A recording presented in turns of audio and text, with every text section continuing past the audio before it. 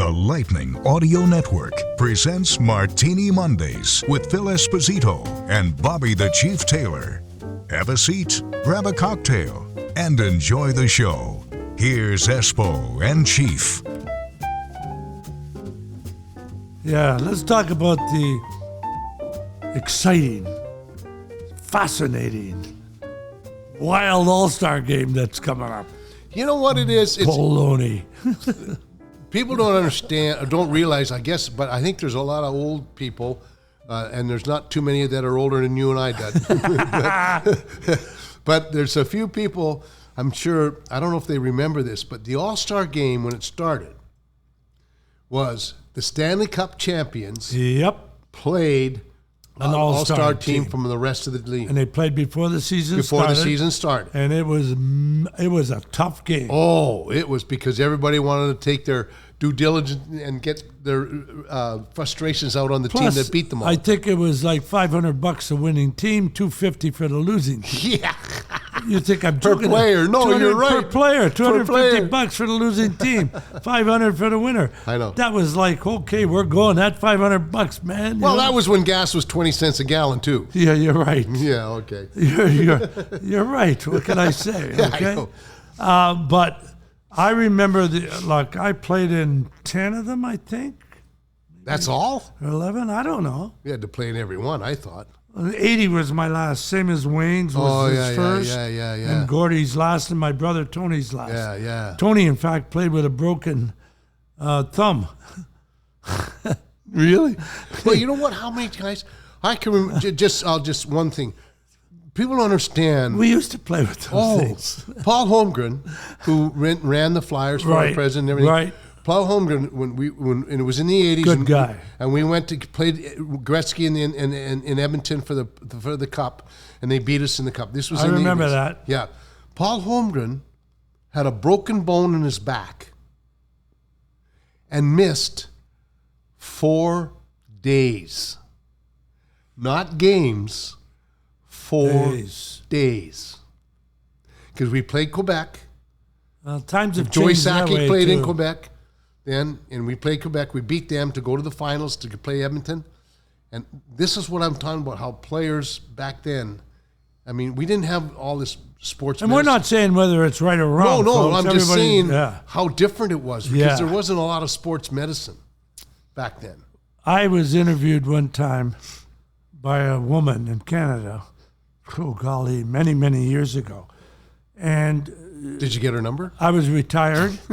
Actually, I was still married to the other wife. But I might have tried, though. I'm sure I did. Yeah, Who am I kidding? Yeah, no. But anyway, she says, did you guys wear the same equipment that the players wear now? And I says, well, basically, yes. This was in the 90s, Chief. Yeah. And I says, yeah. She says, I said, well, you know, skates, and you wear your skates, and there's shin pads and stockings and a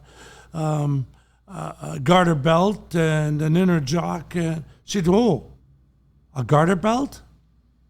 I said, well, yeah, you have to hold up the stockings where you put your shin pads in. And sometimes you even put a dime or a penny. And you didn't do a dime because if it fell out on the ice, you couldn't see it. So you put a penny. Yeah. And you put a penny in there to hold, like... The clip. The clip, yeah. And she said, you're kidding. I said, no.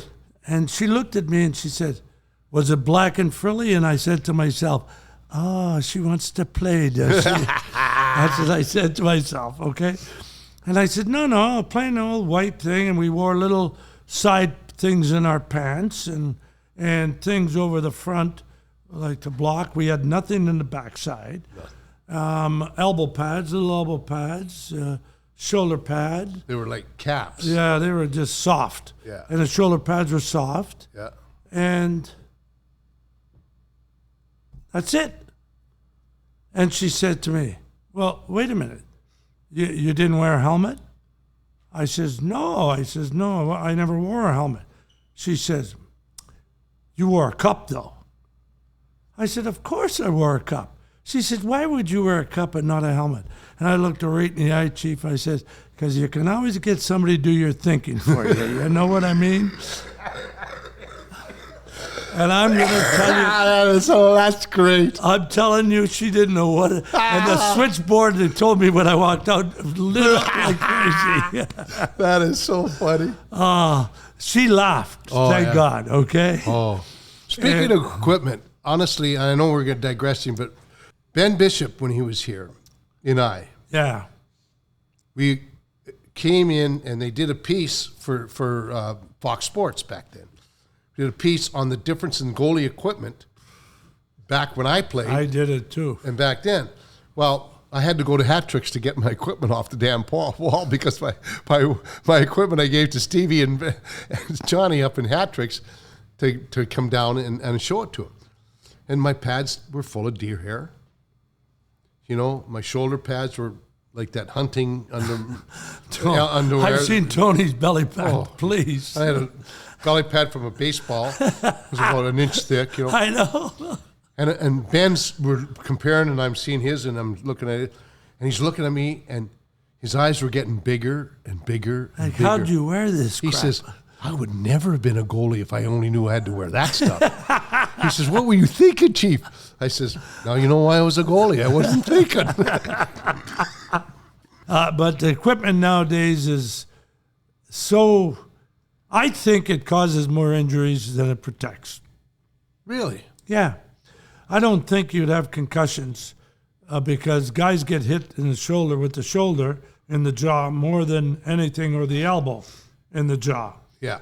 Or in the head. Yeah. And if you can't put a bullet through this stinking, You can't. I know. Yeah. I mean, so it's got to go somewhere. It's hard, yeah. It's hard. We used to have that thick foam. You know what I mean? Yeah, So yeah. it gave. You'd still get your bell rung a little bit, but it would give. And like I remember skating beside Gordie Howe once, just skating up the ice, and Gordie just gave me a freaking elbow while I was skating beside him. But it knocked me. Today it would have knocked me out. Yeah. Would have knocked me out. Yeah. And everybody, you know. And there was one other thing in today's game that I think I don't like. I don't like when a guy gets a good solid hit that somebody runs in and starts fighting. Yeah. I think that's ridiculous. Take the hit. If you got your Remember head it. down, If you got your head down, It's your take fault. the hit. yep. Remember it if you don't like it. And go You at it. know the guy's number. Yep. Yep. Sooner or later, you But get you him know back what? or talk to your line mates. Sooner, we're up 7-2. I want that guy. Yeah. But you know what? They don't teach certain things either. When we played, they never taught you to go straight into the boards to pick up the puck. Ever. Always on an angle. Always on an angle, so you could see out of your peripheral vision to Always see on the an guy. angle. And that's why these guys are getting killed, because they go straight in. Yeah, well, they're taught that in minor hockey. Yeah, and they got that stop sign on their shirt. Yeah, exactly. And that's ridiculous. You got to teach kids how to protect It's like themselves. Enrico Ciccone in Quebec City. He made his career Out of fighting. Out of fighting. He's banning fighting over there because know. he's a senator or something up there. Member of Parliament. for Member sure. of Parliament or something, yeah. yeah. And then banning fighting. Come on. First place, you got full shields on. What the hell are you going to fight? Yeah, and you know what? What people are forgetting, we're in the entertainment business. How many times that people have told me, including coaches, Yeah. you are in the entertainment business no different than if you're on stage every night doing a play. Exactly. So what brings people out of the stands, out of their seats? A goal, Yep. A big a hit big hit, and a fight. and a fight. And we'll put a half a mark on there, a great save by a goalie. Yes, that does too. So we got 3.5. And not often you really get hurt in a fight. No. Not now, Christ. With the helmets and all that? You hurt yourself when you hammer him with the fight. But And- you know, we got to understand that you know, they keep saying, "Oh, we got to clean up." No, the sinew of hockey is that. It's been the sinew of hockey since 1930. There's certain things in sports. I don't care what sport you talk about. You do the same thing over and over again. You hit the cutoff man in baseball. You turn the double play when Ty Cobb turned the double play, as same as you do now. Yep. So what are you doing now? You take the man. You take the man. It's a physical game. That's when I laughed. I forget where I was. And I told people one time, I said, you know what? There's a big uniform change coming. I was at with the fans, I was talking with. I says, yeah, next year, I don't want to spill the beans or anything, but there's a big uniform change coming next year. And all people, what happened? I says, they're wearing tutus. Well, everybody they looked at me, then they started laughing. I says, hockey is a tough sport, played by tough guys. Do not take that toughness out of the game because it becomes very, very boring. Yep. And the other thing is, with hockey, there's no stepping out of bounds. No. Like in basketball or football. Yep. And baseball, the ball goes into the crowd. You can't, got room. Yep. Hockey, there's no room. No. You run out and you go into boards that are cemented in. I don't want to say, but they're solid. Yeah. The Bruins, Boston Garden used to give, the boards would sling about 3 feet sling, so that you would get absorbed. Yeah, yeah. And I think Chicago Stadium, I think all the stadiums did. Kind of like that. The new ones came out with the high glass. Yeah. And once they put the high glass, they found they couldn't sustain the high glass. Exactly. So they put the solid boards in. And once they put the solid boards in, more injuries occurred. Yep. Because they tried to protect the fans with the pucks. There's no doubt when you go to a hockey game, folks, you pay, especially if you're sitting down by the goals. By the goals and I don't care if they got mesh or anything else, and by the benches and stuff, you've got to keep your eye on the puck. Yep. You've got to keep your eye on the play, or else you're going to get nailed. It could be random nowadays, but back then it was pretty prevalent. Yeah. There's no doubt. You know what? I was telling people this the other day. Remember when we came into the league? We had iron mesh, like a frost fence behind the net. Absolutely. I remember this girl. Yeah, and the boards never had anything above the boards thrown up the sides. Nothing. Junior hockey like that. Yeah. I remember getting hit right to the best, and this girl spit in my face. I said, Jesus. I looked at her. She was ugly, or I would have said something nice. Well, same thing with me. And I was telling this. I met with some sponsors the other day, and we were talking. I said, I can remember when I was sent to Cleveland, or I was sent to Quebec City, and we played in Cleveland. That was the minor league team, the Cleveland Barons, and there was iron mesh behind the net. And this one woman would she had a mouth on her that would make a Marine blush. And you could hear everything. And we never had masks. No. Okay, so yelling and screaming. So finally, I'm trying to be very subtle. And I'm, how you clean the ice and go back. Yeah. So I just kind of tried to peek up there, and I looked, and she was looking right at me. There was this gorgeous blonde with a mink coat on, jewelry that came right out of the fanciest jewelry store you want to meet. Beautiful girl. And she looked at me and says, yeah, MF, I'm the person that's yelling at you. No kidding. I was so shocked. I looked at her and my mouth dropped, almost hit to my chin. What a waste. Exactly. But you're going, really? It's unbelievable. But that was what it was like back in those days. Yeah, look, it was different ball game. It was different hockey game. It was different everything. Yeah. And But you can't take the sinew out of the game, Phil. No, you can't take the passion out of the game. No. And if you're taking fighting out of it, they don't fight that much anyway. No, they don't. But you can't take the physical play out of the game. Football's getting that way too. Chief, do you agree with the pushing, shoving after a whistle in front of the net? Well, does that make sense to you? No, it doesn't. But you know why? They can do it because they're not going to call it. Nobody's going to fight. No. You're going to push and shove. You know what? And what I don't like is when you're jabbing at the goalie, yeah, and the guy comes in and clears you out, and then they think the guy that comes in and clears you out is in the wrong. Are you kidding me? Yeah. Can you imagine? I know, but the guy that comes in and clears out usually starts punching. Yeah. Now. Yeah. And that I don't agree with.